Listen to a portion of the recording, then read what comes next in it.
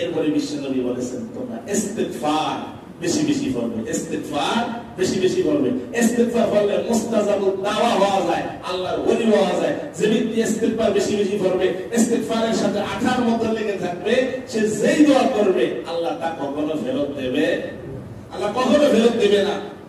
ইস্তিগফারের ঘটনা আছে, বললে সময় চলে যাবে। ইমাম আহমদ ইবনে হাম্বলের অনেক বড় ঘটনা। উনি হাদিস শাস্ত্রের পণ্ডিত ছিলেন। ইমাম বুখারী আলাইহির রহমান ওস্তাদ ছিলেন। 7 লক্ষ হাদিস ইমাম আহমদ ইবনে হাম্বলের মুখস্থ ছিল। মুসনাদে আহমদের ভিতরে 40,000 হাদিস এনেছেন। এই আহমদ ইবনে হাম্বল এক জায়গায় গিয়েছেন হাদিস সংগ্রহের কাজে। একদিন মসজিদে প্রবেশ করেছেন, মাগরিব এবং এশারের নামাজ মসজিদে পড়েছেন। মনে করছেন এশারের পরে আমি বসে বসে হাদিস পাঠ করব আর সারা রাত এইভাবে কাটিয়ে দিব। মসজিদের খাদেম আহমদ ইবনে হাম্বলকে চিনতে পারে নাই, বয়োবৃদ্ধ মানুষ মসজিদ থেকে বের করে দিয়েছে। পাশেই ছিল এক চাপ, এক রুটি বানানোর দোকানদার। ওই রুটির দোকানদারের পাশে গেলেন, সেখানে গিয়ে বললেন আমি কি আপনার এখানে রাতটাকে অতিবাহিত করতে পারি? রুটির দোকানদার বললেন সমস্যা নাই, আপনি পারেন, কোনো সমস্যা নাই।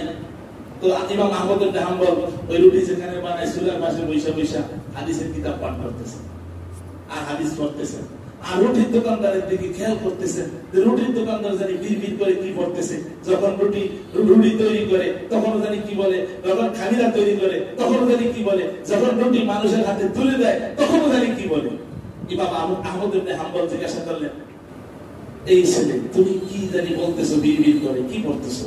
আমি ইস্তিগফার বেশি বেশি পাঠ করতেছি, ইস্তিগফার করতেছি। এটা এমন একটা আমল, এই ইস্তিগফার করার কারণে আমি আল্লাহর কাছে যেই দোয়া করেছি ওই দোয়া আল্লাহ সাথে সাথে কবুল করে নিয়েছে।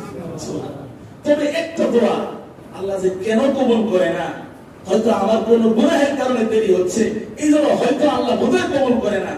ইমাম আহমদ ইবনে হাম্বল বললেন কি দোয়া তোমার? ওই যুবক বলল আমার শেষ ইচ্ছা, আমি জামানার বড় আলেম, জামানার বড় ইমাম আহমদ ইবনে হাম্বলের সাক্ষাৎ চাই, দেখা করতে চাই। আল্লাহ আমার সব দোয়া কবুল করছে, এই দোয়াটা যে কেন কবুল করে না আমি জানি না। আহমদ ইবনে হাম্বল যখন এই কথা শুনলেন দুচোখ থেকে পানি ছেড়ে দিলেন, দরদর করে পানি পড়তে লাগলো। ওই যুবককে বুকে জড়াইয়া ধরলেন আর বললেন তুমি আমার কবরে চুম্বন করো। যুবক ইমাম আহমদ ইবনে হাম্বলের কবরে চুম্বন করলেন, হাতে মুসাফা করলেন।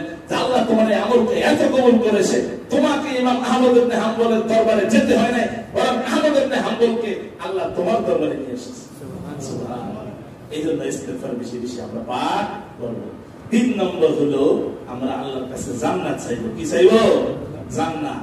এরপরে আমরা 4 নম্বর হলো আমরা জাহান্নাম থেকে মুক্তি চাইবো। এই রমজানে যা চাইবো আল্লাহ তাই দিবেন। বেশি বেশি আমরা চাইবো যে ইনশাআল্লাহ আল্লাহর কাছে। আল্লাহ আমাদেরকে আমল করার তৌফিক দান।